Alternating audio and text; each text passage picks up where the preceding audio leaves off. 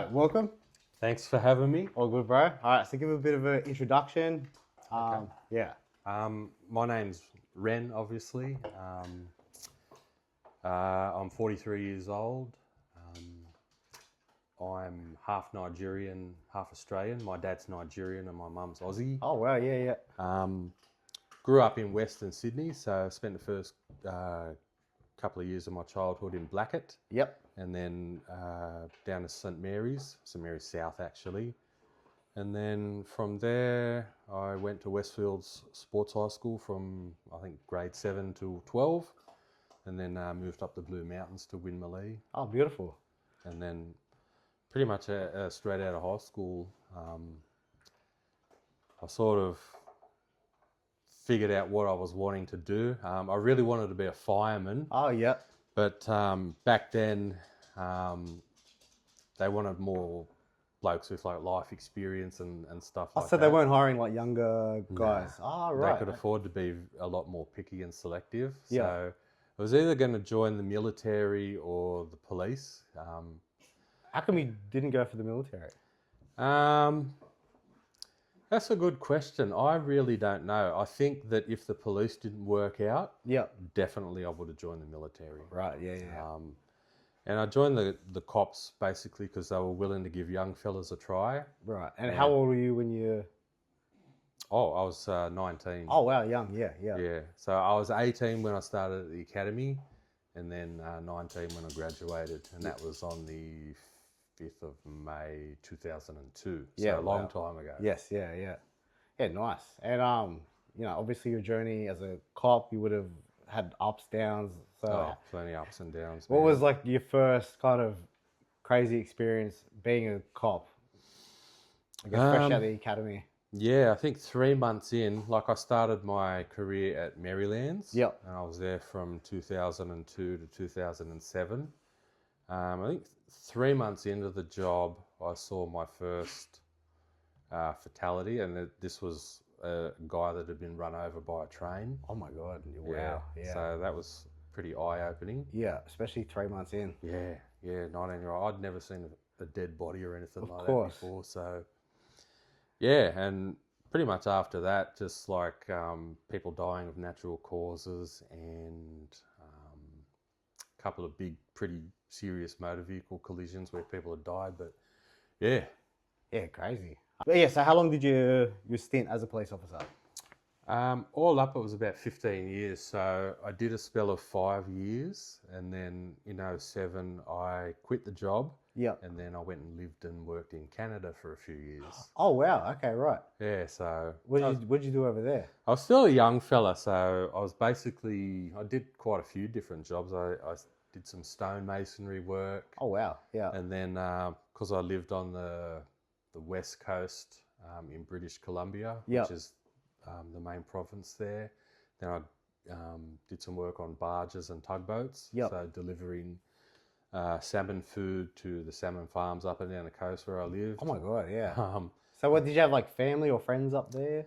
No, I sort of met this girl, and then I got on a working holiday sort of thing, and then after spending a couple of years there, I was able to get permanent residency. Yep.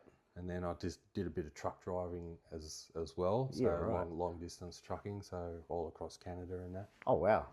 Yeah, that's sick. So then from Canada you came back to Oz? Yes, I did, and that would have been in 2012. I rejoined the police, and then I got stationed at Mount Druitt.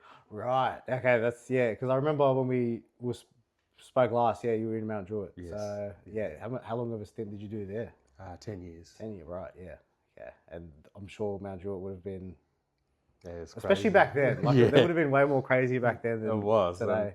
I like to call it having front row seats to the greatest show on earth. That's right, yeah, because you get to see behind the scenes and... Yeah, I mean, I'm not going to bag the area. There's a lot of good people in Mount Druitt. Yeah. Look, I grew up there. I went to Plumpton High. Yeah. Like it was great for me. You'd be cruising around at the end of your shift at 5 in the morning. You see people starting to get up and waiting at the bus stops and the train stations, getting ready to go to work and or whatnot. So it's, yeah, a very blue collar working class area. Yes, yeah, that's right. Yeah. Besides all the criminal stuff that goes on as well. Yeah, I mean, a lot of it, the jobs, I was basically a general duties officer, so I wasn't highway patrol or traffic or any of that stuff. Oh, good. So you're not standing there with the fucking... No. A lot of the jobs we went to were like a lot of domestic violence, a lot of neighbourhood disputes, Yeah. a lot of stealings, Yeah. accidents, a lot of drugs, a lot of alcohol. Alcohol was really a big problem in that area. Yeah, so that would have been definitely an eye-opener. Yeah, it was. Did you ever go on any like drug busts? Yeah, went on a few. A few of those? Yeah. Yeah. What was one of the worst things you've seen as further into your career, I guess? Yeah, probably further into my career. I mean, I had seen dead bodies and stuff when I first started at Marylands, but in Mount Druitt, there was quite a number of suicides. Oh, wow. Young blokes. Yeah. I went to maybe 2 or 3 hangings, and that was in the space of a couple of months. Oh my God, yeah. And I remember one guy, he had a missus and a couple of young daughters he left behind, so that was quite sad. Yes, yeah. He did it in the backyard. And then, unfortunately, because it's a low socio-economic area, people tend to not keep an eye on one another. Right. So I went to this one job. It was a deceased in a block of flats at Wayland. Yeah. And the inside of the place was just filled with rubbish. Right. And bottles of urine and empty bottles of like VB and stuff. And the poor bloke was just basically dead. Yeah. Like living in his own filth. Oh my God. So yeah, that was pretty sad. But yeah, lots of accidents.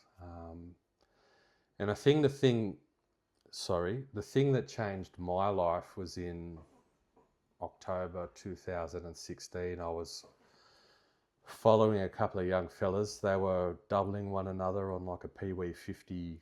Like a dirt bike, Yeah, a dirt bike, and they didn't have helmets on, and the pillion passenger was carrying a jerry can. Yep.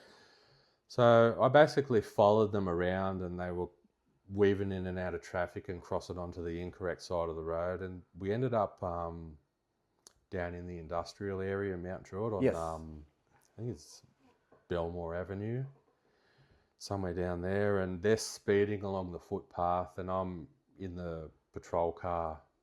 I'm stuck behind a dump truck towing a dog trailer. Right, yeah. So I was only doing about 50 k's an hour, and then I think it was a Hilux Ute, sort of slowly came out of a driveway of one of the business premises there and stopped. Yeah. And like I'm looking around the truck, and I just see these kids smash into the aluminium tray. Oh.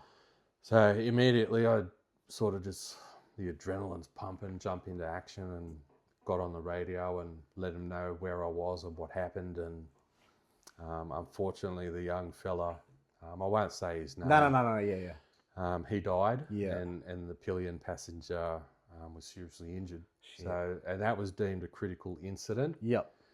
So was it like an investigation into it? Yeah, big investigation. So detectives from I think it was the Blue Mountains Area Command came, and I had to be separated, couldn't talk to anybody. Oh, wow. Had to do urine test, breath test, all that sort of stuff. So they'll test you and all that. Yep.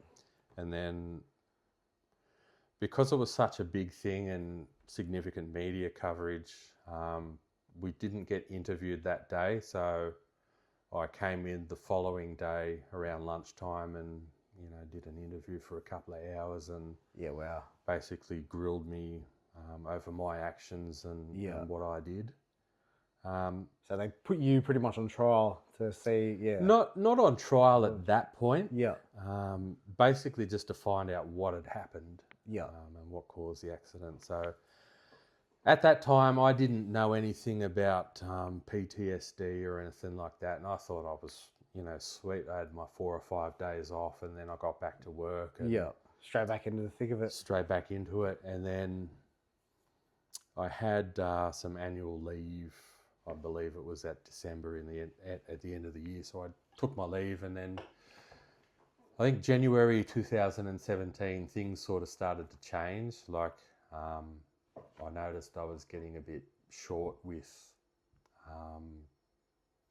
sort of victims at work, and then I got called to a job. Like I was working as the custody manager, so in charge of the charge room. Oh, okay, yep. And I didn't have any arms and appointments on, because you can't have weapons in there. So I wanted to go get some dinner, so I said to my good mate Jonesy, "Can you just drive me up to the kebab shop and we'll go get me some food?" And he's like, "Yeah, man, come on." Yeah. So we get up to the kebab shop and hear an urgent call over the radio for some brawl or something that was happening at Mount Druitt railway station, and we were like 30 seconds away, and nobody acknowledged the job or called onto it. So I'm like, fuck, I've got no appointments on. Do I go? And like they're still calling for help. So I said, bugger it, let's go. Yeah. So we get there, and there's a group of probably 7 or 8 Aboriginals down there. Just they were all drunk, and I think they were fighting, and they were inciting one another to fight the police. And then I think one person was handcuffed and then somehow got away. Oh wow, yeah. So it was a bit of a shit fight. And anyway, I ended up getting into a confrontation with a fella down there, and ended up throwing hands, and someone filmed it on their mobile phone and uploaded it to Facebook, and then Channel 7 or 9 got a hold of it. Oh, and wow. It was all over the news, and that sort of started my downfall. Of course, yeah. I got investigated over that, and then probably 6 months later, we locked up abroad at Rudy Hill RSL Club. Yeah. And she had assaulted the staff down there and spat on them and threatened to get bikies and this and that onto them. And so we get there and we identified her and locked her up, and I took her back to the police station by myself in the back of the paddy wagon while my partner just stayed and got a couple of statements and whatnot. So I get her back into the van dock. I'm putting my firearm away, and she's swearing and carry on saying, "I'm going to spit on you, you fucking black cunt," and this and that. Yeah. And, I'm punching in the code to get into the charge room, and she just whacks me across the face.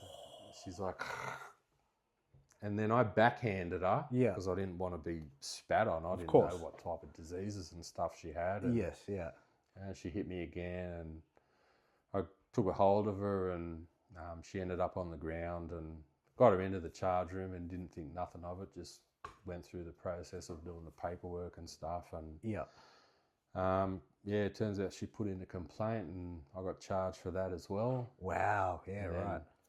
Ultimately, I got suspended from work, and then I had to go and hire a barrister, which was 15 grand out of my own pocket. Oh fuck yeah! And that was the beginning of the end, so to speak. Of course, I went to court at the Downing Centre, and basically, my barrister told me that I was facing a custodial sentence. What does that mean? It means going to jail. Oh right, yeah. And I was like, for what? You know, that incident. Self-defense, essentially. That incident that happened in January down at the railway station, and then this one that happened in the van dock at the police station, and I couldn't believe it. You know, my missus at the time was, beside herself. And so basically what happened is I had to plead guilty to 2 common assaults, which I did. And then they went through the motions of issuing me a 181D, which is basically the commissioner saying that you're going to lose your job, you're sacked. Right. So it was either accept the 181D or resign. So